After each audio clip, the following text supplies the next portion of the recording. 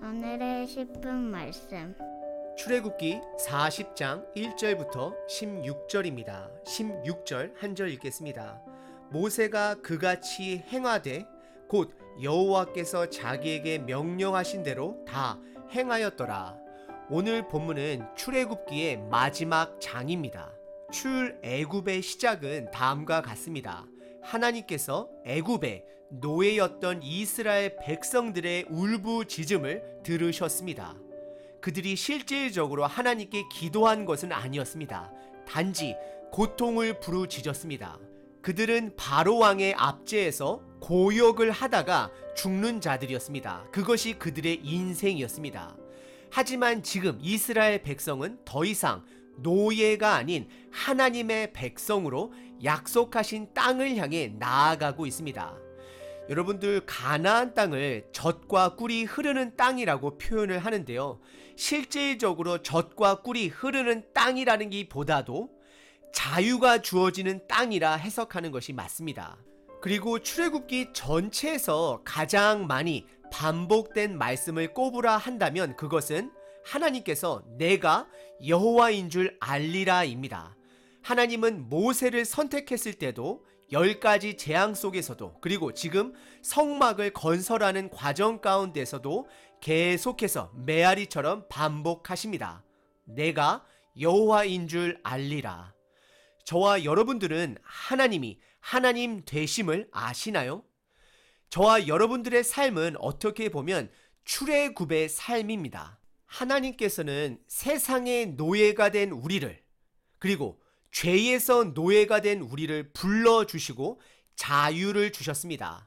하지만 우리들의 삶을 돌아보게 되면 불순종의 연속입니다.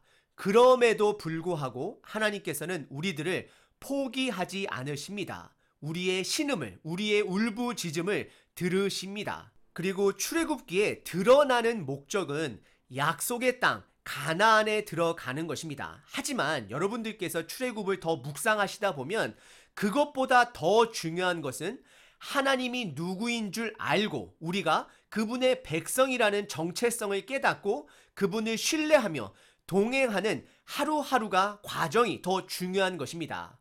그래서 성막 또한 한 곳에 머무는 것이 아니라 이동하는 성막이 되는 것입니다. 우리들이 어디 있던 하나님과 함께 하는 것이 매우 중요합니다. 한 가지 사건을 예로 들자면 금송아지 우상 숭배 사건 이후에 하나님께서는 이스라엘 백성들에게 약속의 땅은 허락하지만 가나안 땅은 너희들에게 주겠지만 그들과 함께 가지 않겠다 말씀하셨습니다. 그때 이스라엘 백성들은 모세를 중심으로 회개하며 무엇이 중요한지를 깨닫게 되었습니다. 그래서 하나님께서 함께 그들과 약속의 땅에 가지 않는다면 그들도 그냥 광야에 남겠다 고백했던 것입니다. 그때 모든 여인들의 그런 장신구들을 다 내려놓게 되는 것입니다. 그리고 하나님께서 성막을 주신 목적은 그분이 하나님됨을 드러내기 위해서입니다. 결국 출애굽은 이스라엘 백성과 하나님과의 첫 만남, 데이트의 시작 과정인 것입니다. 하나님의 영광된 모습을 깨달아가고 그분을 신뢰해가며 살아가는 것입니다. 그래서 출애굽기 40장의 끝은 성막 완공 이후 하나님께서 이스라엘 백성들에게 그분의 영광을 온전히 드러내십니다. 이 출애굽기 40장 전체를 통해 어떻게 하면 내 삶에 그리고 내 가정에 우리 교회에 하나님의 영광이 충만할 수 있을지를 고민하면서 함께 본문을 살펴보도록 하겠습니다. 오늘 본문은 40장의 전반부 부분으로 하나님께서 모세에게 그동안 만든 성막의 요소 하나하나들을 연합하여 그 성막을 세우게 하십니다. 그리고 오늘 본문은 거룩해야 함을 강조하고 있습니다. 즉 하나님의 영광이 드러나기 위해서 우리의 역할은 거룩해야 하는 것입니다. 구별되어야 하는 것입니다. 오늘 본문 내용은 크게 두 부분으로 나눌 수 있습니다. 첫 번째는 성막 세우는 순서와 방법을 알려주십니다. 그리고 두 번째는 기름 부음을 통해 성막과 기구와 제사장들을 거룩하게 하십니다. 첫 번째 부분은 1절서부터 6절까지 모세에게 그동안에 만든 성막 부분들을 하나로 이어 드디어 거대한 텐트, 성막을 짓도록 명령하십니다. 그리고 2절에 보시면 이스라엘 백성들이 광야에서 나온 지 1년이 다 되어가고 있음을 짐작할 수 있습니다.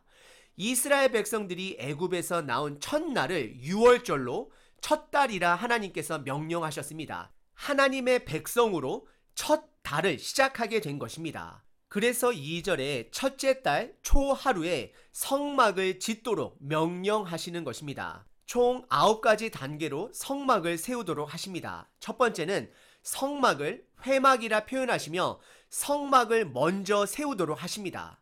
그리고 두 번째는 언약궤를 성막의 가장 안쪽에 두게 하십니다. 그리고 세 번째는 휘장으로 그곳을 쳐서 지성소의 공간을 만들게 됩니다. 그리고 네 번째는 진설병 상을 성소 안에 두게 하십니다. 그리고 다섯 번째는 등잔대에 불을 붙이도록 하십니다. 그리고 여섯 번째는 금 향단을 지성소 앞에, 바로 휘장 앞에 두게 하십니다. 그리고 일곱 번째는 성막 밖뜰에 번제단을 두게 하십니다. 그리고 여덟 번째는 물두멍을 성막과 번제단 사이에 두게 하십니다. 즉 성막 입구 바로 앞에 두게 하는 것입니다. 그리고 마지막 아홉 번째는 성막 주변에 울타리를 쳐 뜰을 만드시고 울타리 입구에 휘장을 달아 입구를 만들게 되는 것입니다. 오늘 여호와께서 모세에게 말씀한 대로 성막을 세웠더라면 우리가 한 가지 생각해 보아야 될 점이 있습니다.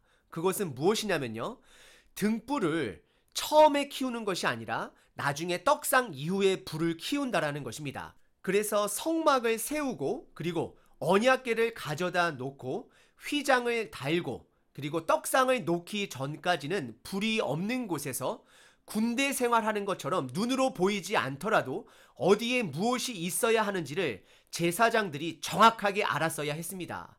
이것은 하나님의 질서와 흑암에서 빛을 창조하신 하나님의 주권을, 창조주 하나님 되심을 드러내고 있는 것입니다.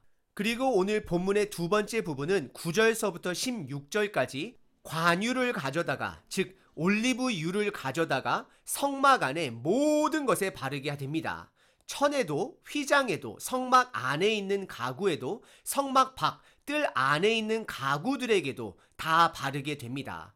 그리고 이어서 대제사장 아론과 그의 아들들, 즉 제사장의 역할을 감당해야 할 그들에게도 물로 먼저 씻기고 거룩한 옷을 입히고 그들에게 기름을 부어 제사장의 직분을 감당하게 하십니다. 그리고 15절에 그들이 기름을 부음 받았으니, 즉 하나님께서 선택하셨으니 그들은 대대로 영영이 제사장이 되리라 말씀하십니다. 이것은 그들이 자격이 되어서가 아니라 전적인 하나님의 은혜와 하나님의 선택으로 제사장이 되었음을 말씀하는 것입니다. 그리고 16절에 모세가 그같이 행하되 여호와께서 자기에게 명령하신 대로 다 행하였다 말씀합니다. 말씀대로 순종하면 거룩해지는 것입니다. 우리의 능력으로 거룩해지는 것이 아니라 그 진리의 말씀에 반응했기 때문에 거룩하다 여김을 받게 되는 것입니다.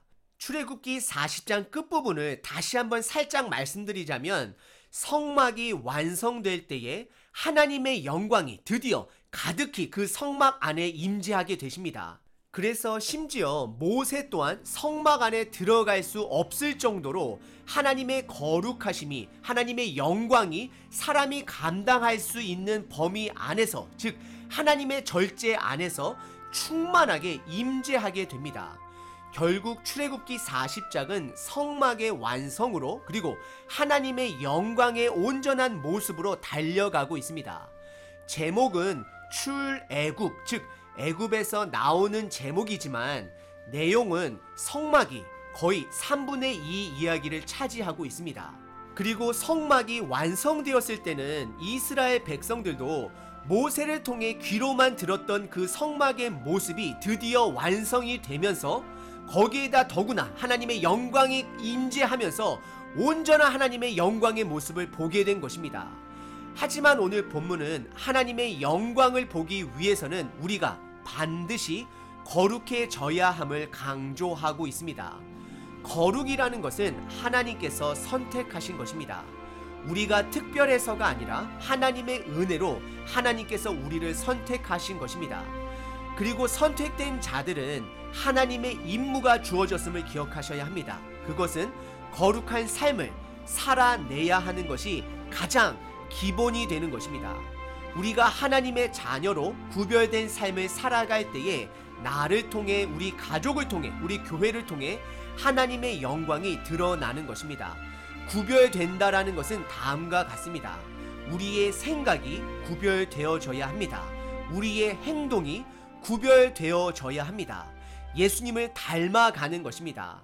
예수님은 새벽에 기도할 때만 거룩한 행동을 하신 것이 아니었습니다. 기도하지 않으실 때도 똑같이 거룩한 삶을 살아내셨습니다. 그래서 예수님의 삶은 그 자체가 기도이고 말씀이고 거룩이 된 것입니다. 오늘 하루 저와 여러분들의 삶이 기도를 하던 안 하던, 예배를 드리던 안 드리던 말씀과 연합하여 평범한 일상 속에 거룩을 드러내시는, 하나님의 영광을 드러내시는 저와 여러분 되시길 축원드립니다.